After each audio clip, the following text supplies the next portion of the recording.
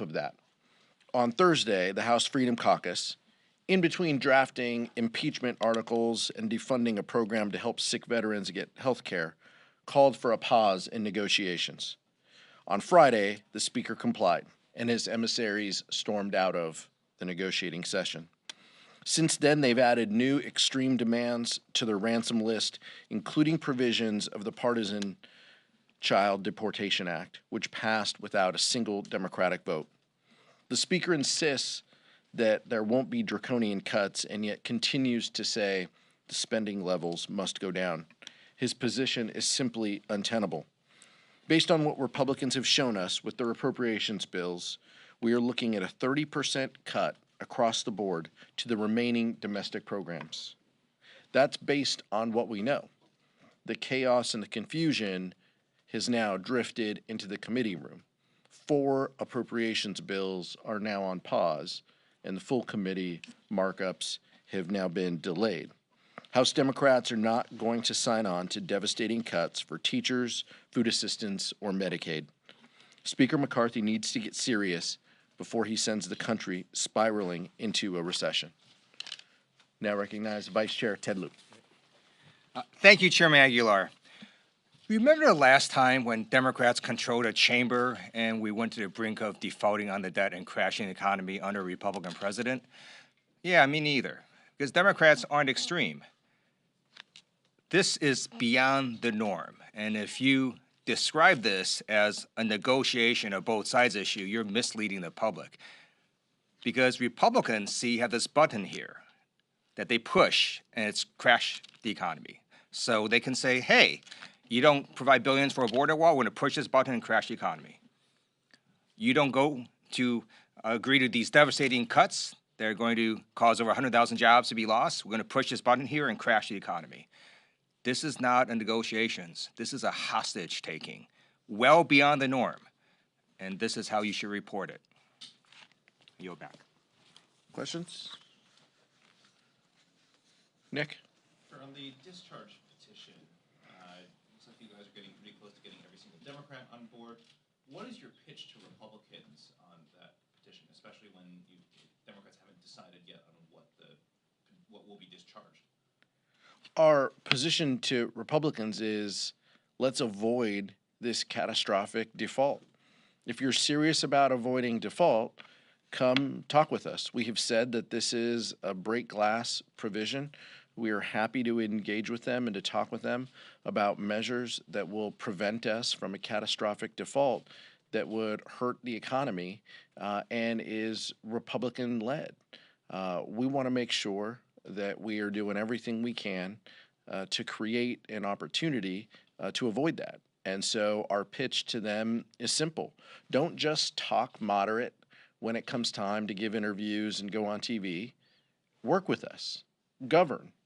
Prevent catastrophe.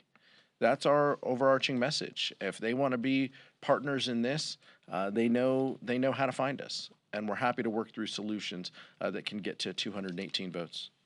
Vice Chair. Back. Thank you.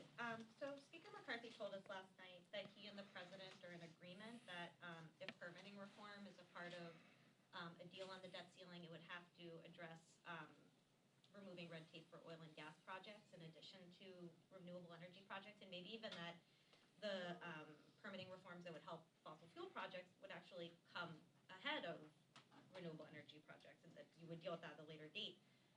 Is this something that Democrats would support as part of a debt ceiling proposal? We haven't seen any details on this, so I'm not going to speculate. We have seen the White House has put out, white papers on permitting reform.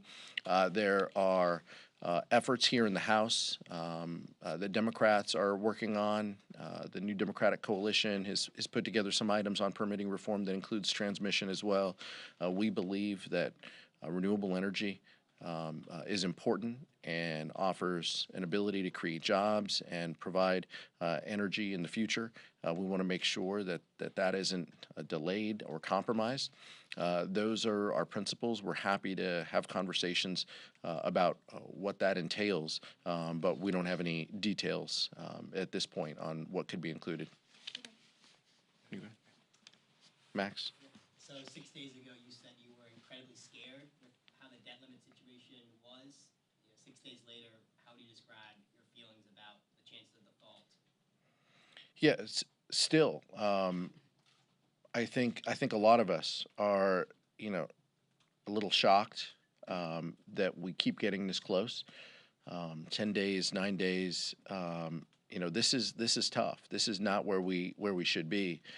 Speaker McCarthy is being held captive by the Freedom Caucus, so now we have 72-hour requirements. So anytime there is a deal, we have to back in to that timeline. You guys have reported on the difficulty that could mean to getting to a deal. We agree. We share that concern. We're concerned about the timeline. We're concerned that Republicans are not only moving the goalposts, but continue to hold out to the most extreme elements of their proposals, even adding, the medieval wall and H.R. 2 provisions to this discussion that wasn't included in their Default on America plan that they passed. So that concerns us. It concerns us greatly on timing. Again, our concern is that we keep getting closer. That Republican so-called moderates, can work with us on this, and they give happy moderate talk in interviews, but they have shown no willingness to compromise and to govern and to avoid this catastrophe. Chad. Thank you. Good morning. Can you characterize kind of where your sense of where the caucus is right now based on the negotiations? I mean, we heard some pretty positive things last night from the Speaker. We heard some pretty positive things from the President. Yet, I listened to some of your remarks and with the whip and the leader out on the steps here, and it seemed like there was a bit of a chasm between what the White House was saying and what you guys were saying, and what some members more on the liberal side of your caucus want. Is there some divide between the White House? Is there something that you guys need to push for to make sure? Was this an effort to make sure that they don't give up the farm in this negotiation? There's no divide. There's no divide. We have said from the very beginning that we are not going to stand by as devastating cuts are put in place that harm the economy and harm our communities. That's what Democrats stand for. Those are our main principles. We continue to have that position. And I think, what you heard from us is, merely, amplifying that Republicans are creating this artificial cliff. They are changing the elements of negotiation. We are happy that people are talking, of course. That's better than the alternative. But they still are being held by the most extreme portions of their conference in what they are asking for. And we continue to feel that is, unproductive, and that isn't, pointing toward progress.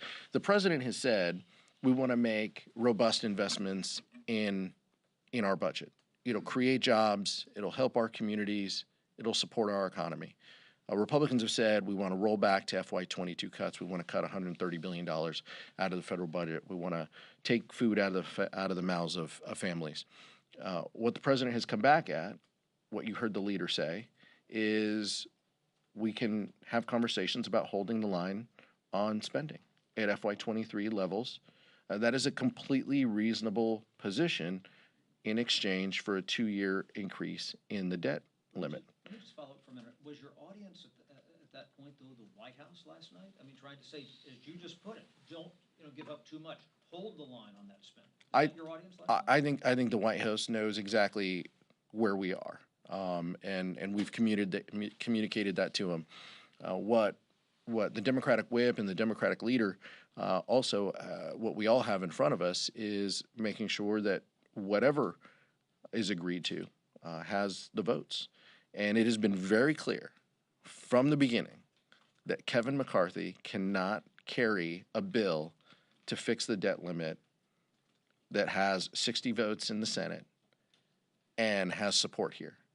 And, he's going to continue to be concerned about his future job prospects.